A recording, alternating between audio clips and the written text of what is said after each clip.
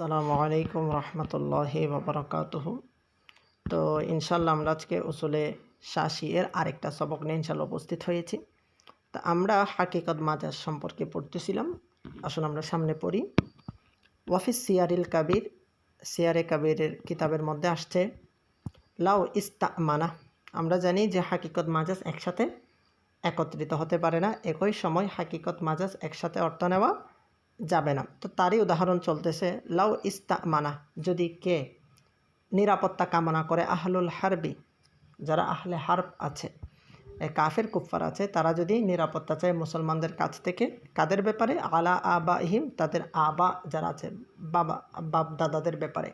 আবা শব্দটা এটার মধ্যে উমুমে মাজাজ অর্থ আছে, ঠিক আছে? মানে আবুন, আবুনের জামা আবা না, আবাউন।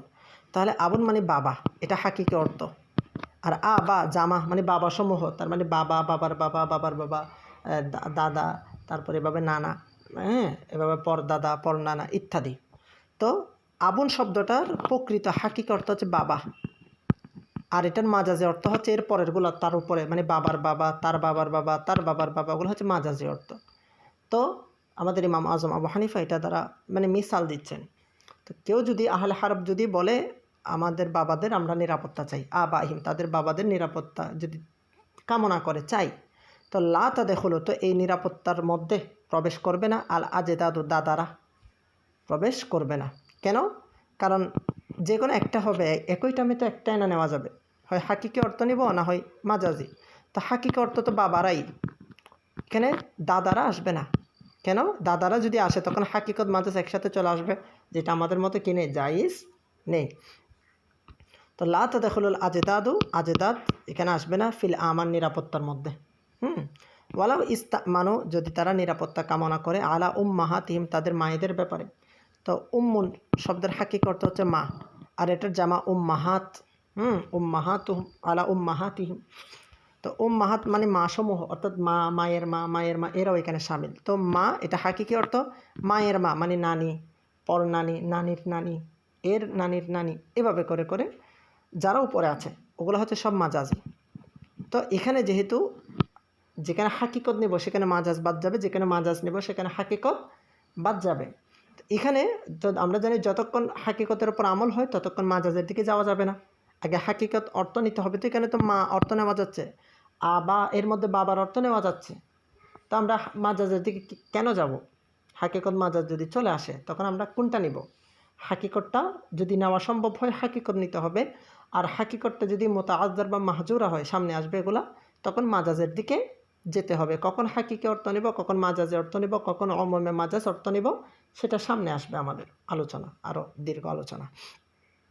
আপাতত আমাদেরকে বোঝাচ্ছে হাকিকত মাজাজ থেকে যখন একটা নির্ধারণ হয়ে যায় তখন আরেকটা অটোমেটিক বাদ দিতে হবে। তো এখানে উম্মাহাত এর মধ্যে হাকিকত অর্থ যেটা মা, সেটা যদি নেওয়া হয় তো লা ইয়াজবুতুল আমান, আমানও নিরাপত্তা, এটা সাবিত হবে না ফি হাক্কিল জাদ্দাত, যারা নানি আছে তাদের জন্য, মানে তারা নিরাপত্তার আওতায় আসবে না। তাদের জন্য বলতে হবে স্পেশালভাবে বা আলাদা করে বলতে হবে, আমাদের মায়ের জন্য চাই, আমাদের নানা নানির জন্য, নানিদের জন্যও চাই। স্পষ্ট করে যদি বলে দিই তাহলে আলাদা বিষয়। যদি এরকম শুধু উম্মাহাত বলে তখন শুধু হাকিকা অর্থ একটাই অর্থ নেওয়া হবে। ওয়া আলা হাযা, এই মূলনীতির উপর ভিত্তি করে, অর্থাৎ আন্নাল হাকিকতা ওয়াল মাজাজা লা ইয়াজতামিআন, মানে কুল মূলনীতি, এই মূলনীতি বা এই কায়দাটা মনে রাখবেন। আন্নাল হাকিকতা ওয়াল মাজাজা লা ইয়াজতামিআন, নিশ্চয় হাকিকত মাজাজ একসাথে আসতে পারবে না, একসাথে একই সময় একই হুকুমের আন্ডারে আসতে পারবে না। কুল না, আমরা বলি ইদা, যখন আওস, কোনো ব্যক্তি কী করে, বসিয়ত করে, লে ইবেকারি বানি ফুলানিন, মানে বনি ফুলান, মানে অমুক গোত্রের ইবেকার, ইবেকার মানে হচ্ছে যারা বাকেরা মহিলা, কুমারী মহিলা, তাদের জন্য যদি ওসিয়ত করে, মানে অমুক গোত্রের কুমারী মহিলাদের আমি এটা দিব, বা আমার সম্পত্তি তাদেরকে দিয়ে দিও, এরকম যদি কেউ ওসিয়ত করে, তো বলা হচ্ছে লা তাদখুলু, প্রবেশ করবে না, এই ওসিয়তের হুকুমে আসবে না, আল মাসাবাতু, যারা আবৃষ্ট, হ্যাঁ, কিসের? বিল ফুজুরি, গুনাহের, আই বিজিনা, যারা জিনাই আবৃষ্ট, অর্থাৎ যারা জিনাকারী মহিলা, তারা কিন্তু হুকুমের মধ্যে আসবে না। অর্থাৎ এখানে বাকেরা বলতে কাদেরকে বোঝায়? বাকেরা বলতে কুমারী মহিলা। কুমারিত্ব কাকে বোঝায়? যারা ভার্জিন যেটাকে বলা হয়, অর্থাৎ যাদের লজ্জাস্থানে এখনও পুরুষাঙ্গ প্রবেশ করেনি, তারা বাকেরা। তো লজ্জাস্থানে যদি পুরুষাঙ্গ প্রবেশ করে, ধরো একজন মহিলার বয়স 16 বছর, তো সে বাকেরা, লজ্জাস্থান প্রবেশ করেনি, লজ্জাস্থানে পুরুষাঙ্গ প্রবেশ করেনি। এখন আরেকজন 16 বছরের মহিলা সে যদি জিনা করে, পুরুষাঙ্গ প্রবেশ করে, তাহলে তার ওই যে বাকারত, এটা কি হয়ে যাবে? নষ্ট হয়ে যাবে না? তাহলে ইবেকার শব্দের মধ্যে, ইবেকার শব্দের কুমারিত্ব, এটা হচ্ছে কি, মানে যার পুরুষাঙ্গে, যার অঙ্গে লজ্জাস্থানে পুরুষাঙ্গ প্রবেশ করেন, এটা হাকিকি অর্থ। আর মাজাজি অর্থ কি, তার বয়সের সেম, ধরেন তার বয়সে 16, তার বয়সে 16, তো তার সমবয়সী, কিন্তু সে জিনাকারী বাকেরা, সে বাকেরা কিন্তু জিনাকারী, তো তার মধ্যে বাকারিয়ত এটা খতম হয়ে গিয়েছে না হিসেবে, কিন্তু যদিও বা তার বয়সটা বাকারিয়তের বয়স, তাহলে এই যে কুমারী অর্থটা হাকিকি, আর এই যে জিনাকারী এটা গয়রা হাকিকি, এই মাজাজি অর্থ। মানে ইবেকারের মধ্যে জিনাকারী গয়রি জিনাকারী দুটোটাই আসে, তো জিনাকারী না হওয়া এটা হচ্ছে হাকিকি অর্থ ইবেকারের বা বাকারতের। আর জিনাকারী মহিলা এটা হচ্ছে, মানে ইবেকার দিয়ে জিনাকারী বাকেরা এদেরকেও নেওয়া যায়, তো এটা মাজাজি অর্থ। তো বলতেছে ওই গোত্রের শুধুমাত্র, যেহেতু বাকে ইবেকার বলছে, আবেকার, হ্যাঁ ইবেকার না আবেকার, তো মানে বাকেরা যারা মহিলা আছে তাদের ব্যাপারে যেহেতু বলছে, তো এটা হাকিকি অর্থের দিকে যাবে। যেহেতু হাকিকি অর্থ নেওয়া সম্ভব হচ্ছে, বাকেরা মহিলা মানে যাদের কুমারিত্ব এখনও নষ্ট হয়নি, শুধু তাদের উপর ওসিয়তটা আমল হবে। কিন্তু ওই গোত্রে যদি এমন মহিলা থাকে যারা কি আল মুসাবাতু বিল ফুজুরি, যারা জিনার দোষে দূষিত বা জিনার গুনাহে লিপ্ত, ফি হুকমিল ওসিয়াতে, ওসিয়তের হুকুমে তারা প্রবেশ করবে না। কেন? ওই যে হাকিকত মাজাজ লায়াজিতা মিয়ান একসাথে আসতে পারে না। তো হাকিকত মাজাজ এটা কোথায় হচ্ছে? আবেকারের বা কারাতের মধ্যে হচ্ছে। আশা করি এটা বুঝছেন। ঠিক একইভাবে বলতেছে, ওয়ালাও যদি আওস কোনো ব্যক্তি ওসিয়ত করে লি বানি ফুলানিন, অমুক গোত্রের মানে পুত্রদের জন্য, মানে অমুক গোত্রের যারা ছেলে আছে বা জাইদের গোত্রের যারা ছেলে সন্তান আছে তাদেরকে তোমরা কে দিও, মানে আমার সম্পত্তি দিও, ছেলে। তো বলতেছে এখানে বানি মানে সন্তান। এরপর বলতেছে ওয়ালাহু বানুনা, এবং তাদেরও রয়েছে সন্তান, মানে জাইদের সন্তানের জন্য ওসিয়ত করছে। তো সে বলছে কি জাইদের সন্তানের জন্য ওসিয়ত করলো। এখন জাইদের সন্তানেরও সন্তান আছে, ওয়ালাহু মানে জাইদের রয়েছে বানুন সন্তান, ওয়া বানু বানিহি, এবং তাদের সন্তানেরও সন্তান রয়েছে, মানে জাইদের সন্তানদেরও সন্তান রয়েছে। তার মানে এখানে বাণী শব্দটা এটার মধ্যে সমস্যা হয়েছে, মানে বাণী মানে কি পুত্র। তাহলে এই পুত্র এটার হাকিক অর্থ হচ্ছে কি, ওই প্রথম ব্যক্তিটা মানে জাইদের পুত্র, প্রথম জাইদের পুত্র, এটা হাকিক অর্থ। জাইদের পুত্রের পুত্র এটা হচ্ছে মাজাজি অর্থ। আবার তাদের পুত্রের পুত্র এটাও মাজাজি অর্থ, তাদের পুত্রের পুত্র এটাও মাজাজি অর্থ। মানে ওগুলো মেইন, প্রথমটা হচ্ছে হাকিকি অর্থ, এরপরের যত পুত্র আসবে তার পুত্র, তার পুত্রের পুত্র, সবগুলো কি মাজাজি অর্থ। তাহলে বাণী শব্দটা হাকিকি অর্থে ব্যবহার হবে, না হয় মাজাজি অর্থে। তো যেহেতু এখানে হাকিকি অর্থ সবসময় প্রাধান্য দিতে হবে হাকিকতকে, মাজাজ এটা তো রূপক, এটা তো হাকিকতের সহযোগী। কেমন? তো হাকিকি অর্থ যখন নেওয়া হয়ে যাবে, মানে শুধুমাত্র ওই ব্যক্তির জন্য ওসিয়তটা সাব্যস্ত হবে, ওই ব্যক্তির ছেলের জন্য, জাইদের ছেলে যারা আছে তাদের জন্য ওসিয়তটা কার্যকর হবে, জাইদের ছেলের ছেলে মানে মাজাজির দিকে যাবে না, মাজাজি আসবে না। তো এটাই বলতেছে এই উদাহরণে, ওয়ালাউ আউসা লিবানি ফুলানিন, যদি কোনো ব্যক্তি কোনো গোত্রের ছেলেদের জন্য ওসিয়ত করে, ওয়ালাহু বানাওনা, তার ছেলের ছেলে রয়েছে, ওয়া বানু বানিহি, আবার তাদের ছেলেরও ছেলে আছে, তো তখন ওসিয়তটা কাদের উপর পড়বে? এখানে তো হাকিকত আছে, মাজাজও আছে। তো কানাতিল ওসিয়তু লিবানিহি, শুধুমাত্র ওসিয়তটা হবে লিবানিহি, তার জন্য। কার জন্য? যার জন্য ওসিয়ত করেছে প্রথম, তার জন্য। দুনা বানি বানিহি, তার ছেলের ছেলের জন্য না, তার ছেলের জন্য, তার ছেলের যারা ছেলে তাদের জন্য না, শুধুমাত্র প্রথম ব্যক্তির ছেলের জন্য ওসিয়তটা কার্যকর হবে, তাদের ছেলের ছেলের জন্য ওসিয়তটা কার্যকর হবে না। কেন? যদি হয় তাহলে তখন তো হাকিকত মাজাজ একসাথে চলে আসবে। এরপর আসেন কলা আসহাবনা, তা আমাদের আসহাব মানে হানাফি মাযহাবের ইমামগণ, জমহুর উলামাগণ রহিমাহুমুল্লাহ, তিনারা বলেন লাউ হালাফা, যদি কেউ হলফ করে মানে শপথ করলো, লায়ান কেহ বিয়ে করবে না, ফুলা নাতান অমুক মহিলাকে, ওয়াহিয়া, এবং ওই মহিলাটা হচ্ছে কি এই অবস্থায়, যেখানে হালিয়া মানে এটা ওয়াবটা হালিয়া, এই অবস্থায় যে হিয়া মহিলাটি আজনাবি ইয়াতুন, আজনাবি মহিলা, মানে অমুক একজন আজনাবি মহিলা বলতেছে আমি ওই মহিলাকে বিবাহ করব না। তো বলা হচ্ছে এখন আসেন বিবাহ করা। এই ইয়ান কিহুর মধ্যে মূলত সমস্যাটা, মানে মূল পয়েন্ট আমাদের বুঝতে হবে এখানে কী নিয়ে যুদ্ধ চলতেছে। ইয়ান কিহ, নিকাহ শব্দের অর্থ হচ্ছে এখানে দুইটা, একটা হাকিকি অর্থ, একটা মাজাজি। হাকিকি অর্থ বিবাহ করা। এই হাকিকি অর্থ ছাড়া বাকি যা আছে, যেমন বসবাস বতি করা বা সহবাস, এটা হচ্ছে মাজাজি। ধরা, স্পর্শ করা, হ্যাঁ ওগুলো মাজাজি সব, তাহলে সহবাস। তাহলে হাকিকি অর্থ বিবাহ করা, সে বলছে বিবাহ করবে না, ঠিক আছে। আর নিকাহ শব্দের শাব্দিক অর্থ বা হাকিকি যেটা অর্থ সেটা বিবাহ করা, আর মাজাজি অর্থ হচ্ছে সহবাস করা। তাহলে হাকিকত মাজাজ বোঝা গেল। এখন আসেন, সে বলছে আমি বিবাহ করব না, কেমন? তার মানে এখন এখানে তো দুইটা অর্থ হয়ে যাচ্ছে, তা আমরা কোনটা নিব? প্রথমে আমরা হাকিকতটাকে নিব, ঠিক আছে। হাকিকত যেহেতু শুদ্ধ নেওয়া শুদ্ধ হচ্ছে, কোনো অসুবিধা হচ্ছে না, বাধা পাচ্ছি না, হাকিকত নিতে হাকিকত নিব। হাকিকত নিলে এটা বাদ যাবে, সহবাস বাদ যাবে। তো বলতেছে লাউ হালাফা, যদি কেউ হলফ করে, লায়ান কেহ, সে কী করবে না? বিবাহ করবে না অমুক মহিলাকে। মহিলাটাকে আজনাবি একজন মহিলা। কানা জালিকা, তখন সেটা বাস্তবায়ন হবে আলাল আকদি, শুধুমাত্র আকদ বা এই মানে কিসের উপর? আকদের উপর, চুক্তির উপর। এখানে লিখে দিছে দুনাল বতি, বতির উপর না। আকদ মানে শুধু বিবাহ, মানে বিবাহের যেটা চুক্তি, বিবাহ হওয়া, ইজাব কবুল, সেটার উপর বাস্তবায়ন হবে।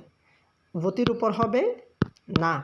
ওতির উপর হবে না বলতে বোঝাচ্ছে হাত্তা, যদি লাউ জানা, যদি ওই ব্যক্তি জিনা করে, বিহা সেই মহিলার সাথে, যাকে সে বলছে বিয়ে করবে না, তার সাথে যদি জিনা করে, তাহলে সে কি শপথ ভঙ্গকারী হবে? তো বলতেছে লা ইয়াহনাসু, সে শপথ ভঙ্গকারী হবে না। কেন শপথ ভঙ্গকারী হবে না? কারণ সে বলছে আমি বিয়ে করব না। কি করবে না? বিয়ে করব না। তাহলে বিয়ে করা, নিকাহ, এর মধ্যে বিয়ে করাটা কি হাকিকি অর্থ। তো যখন হাকিকি অর্থ নেওয়া গেল, তখন এটা শুধু বিবাহটাই বোঝাবে, বতি এখানে আসবে না, অতি এখানে আসবে না। তো সে যদি বতি করে ফেলে, বিবাহ ছাড়া বতি করে, তখন সে শপথ ভঙ্গকারী হবে না, কারণ শপথটা যে বাস্তবায়ন হয়েছে এটা কার উপর হয়েছে? বিয়ের উপর।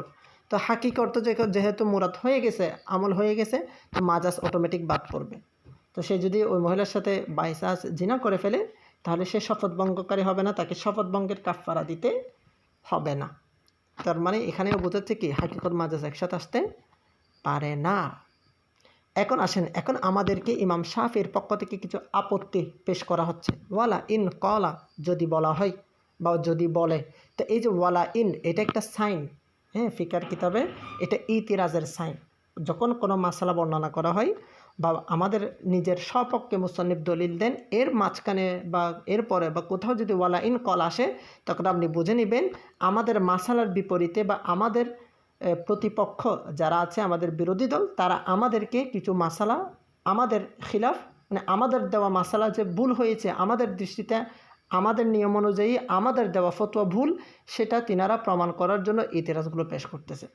এটা উদ্দেশ্য হবে। তো ওয়ালা ইন কলা, মুসন্নিফ বলতেছে শাফিরা যে আমাদের উপর কি করে, আপত্তিগুলো পেশ করে, যে আপনারা যে বললেন হাকিকত মাজাজ একসাথে আসতে পারে না, অথচ আপনারা অনেক মাসালা এমন আছে যেখানে আপনারা হাকিকত মাজাজকে একসাথে এনেছেন, ফতোয়া দিয়েছেন।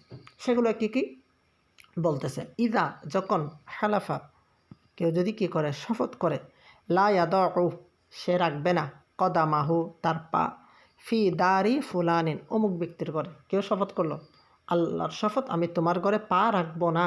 তাহলে যে লা ইয়াদাউ কদামাহু, পা রাখা, পা রাখা, এটার মধ্যে সমস্যাটা শুরু হয়েছে। মানে সে পা রাখবে না, এটা কি করছে? শপথ করছে। তাহলে বলতেছে আপনাদের, মানে আমাদের হানাফি মাযহাবের মতে, ইয়াহনাসু, সে ব্যক্তি শপথ ভঙ্গকারী হবে কখন? লাউ, যদি, দাখলা, সে প্রবেশ করে, হা, তার ঘরে, হাফিয়ান, খালি পায়ে, আও মোতা না ইলান, অথবা না আলুন মানে জুতা পরিধান করে, আও রকিবান, অথবা কোনো জন্তুর উপর চড়ে। মানে সে খালি পায়ে প্রবেশ করুক, বা উলঙ্গ পায়ে প্রবেশ করুক, বা সাওয়ারি হয়ে প্রবেশ করুক, বা হামাগুড়ি দিয়ে প্রবেশ করুক, যেভাবে প্রবেশ করুক না কেন, সে শপথ ভঙ্গকারী হয়ে যাবে। এটা কাদের মাসালা? আমাদের হানাফি মাযহাবের মাসালা। তো এখানে ইতিরাজটা কি? মূলত ইমাম শাফি বোঝাচ্ছে এখানে যে আপনারা মানে সে ব্যক্তি শপথ করলে কি লা ইয়াদউ কদামাহু, সে তার পা রাখবে না। তো পা রাখা তার উদ্দেশ্য কি? এটার হাকিকত অর্থ হচ্ছে পা রাখা, মানে খালি পা। কেননা মানুষ আসছে তো খালি পায়ে না। পা রাখা মানে কি? সে খালি পা রাখবে না, সে খালি পা রাখবে না, রাখবে না। এটা হচ্ছে তার হাকিকত অর্থ। লা ইয়াদউ কদামাহু এর হাকিকত অর্থ কি? মানে আমি খালি পা রাখবো না, হাকিকত অর্থ। আর মাজাজি অর্থ কি? মাজাজের অর্থ হচ্ছে মানে জুতাযুক্ত পা রাখবো না, বা জুতাযুক্ত পা দিয়ে ঢুকবো না, হামাগুড়ি দিয়ে ঢুকবো না, অথবা সাওয়ারি হয়ে ঢুকবো না, মানে যে কোনোভাবে ঢুকবো না। অন্য যে কোনোভাবে ঢুকা, পা রাখা, এটা হচ্ছে হাকিকি অর্থ। আর অন্য যে কোনোভাবে ঢুকা, এটা হচ্ছে কি মাজাজি অর্থ। তো আপনাদের মাসালা অনুযায়ী, মানে শাফি বলতেছে আপনারা হানাফিদের মাসালা অনুযায়ী, তো মাসালাটি এরকম হওয়ার কথা ছিল, শুধুমাত্র সে ব্যক্তি যদি খালি পায়ে প্রবেশ না করে, তখন মানে হাকিকত যদি নিই, এটা হাকিকত, বাকি আরোহী হয়ে বা হামাগুড়ি দিয়ে বা জুতা পায়ে দিয়ে প্রবেশ করা, এগুলো যেহেতু মাজাজ, তো হাকিকতের উপর যখন আমল হবে, হাকিকত নিলে মাজাজ বাদ পড়বে, মাজাজ বললে হাকিকত বাদ পড়বে না। তো আপনাদের ক্ষেত্রে হওয়ার কথা ছিল এরকম মাসালাটা, শুধুমাত্র খালি পা নিয়ে প্রবেশ করলে, খালি পায়ে প্রবেশ করলে সে ব্যক্তি শপথ ভঙ্গকারী হবে। বাকি পা ছাড়া প্রবেশ, যে তার যদি পা না থাকে এই অবস্থায় যদি সে প্রবেশ করে, তাহলে শপথ ভঙ্গকারী হবে না। কেন? ওই যে হাকিকত তো পাওয়া যাচ্ছে না এখানে, হাকিকত, হ্যাঁ, এরকম হওয়ার কথা। বা সাওয়ারি হয়ে প্রবেশ করলে বা লাফ দিয়ে প্রবেশ করলে ঘরে, তখন শপথ ভঙ্গকারী হবে না, এরকম হওয়ার কথা ছিল। কিন্তু আপনারা হানাফিরা তো এখানে হাকিকে অর্থটাও আনলেন, মানে খালি পায়ে প্রবেশ, এই যে হাফিয়ান, খালি পায়ে প্রবেশ করলে শপথ ভাঙবে।